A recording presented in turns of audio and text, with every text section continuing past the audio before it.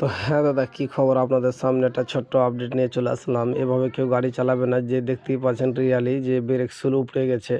যারা দীর্ঘদিন ধরে বাকেটের কাজ করেননি, ব্রেক অয়েল চুইয়ে চুইয়ে ব্রেক শুলকে ড্যামেজ করে রেখেছে, কিন্তু আপনি ভাবতে পারেননি যে আমার ব্রেক শুল এভাবে ড্যামেজ হয়ে ছুটে যাবে। এই জন্য কিন্তু চাক্কা বর্তমানে ড্রাম জ্যাম হয়ে যায়।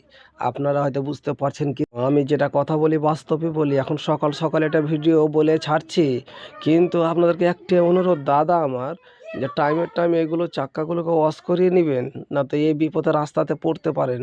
ব্রেক ধরবে না, কিন্তু আপনার ক্ষতি হয়ে যাবে। মিজানুর রহমান বলছি আমি। এইগুলো মানে ডিটেলসে ভিডিও কোথায় পাবাকে পাবা না বলতে পারি না। সোশ্যাল মিডিয়াতে আমি কিন্তু বাস্তব কথা বলি গাড়ির ব্যাপারে। কথাগুলোকে কিন্তু মন দিয়ে প্রাণ দিয়ে শুনবেন, আর ভিডিওটাকে বেশি বেশি করে শেয়ার করে দেবেন, কেননা সকলকে দেখার সুযোগ করে দেবেন এই ভিডিওর মাধ্যমেই। আপনাদেরকে একটাই অনুরোধ করা হচ্ছে, একটা গাড়ির বলে সংসার চলে, তা আশা করি সব ভালো থাকো, সুস্থ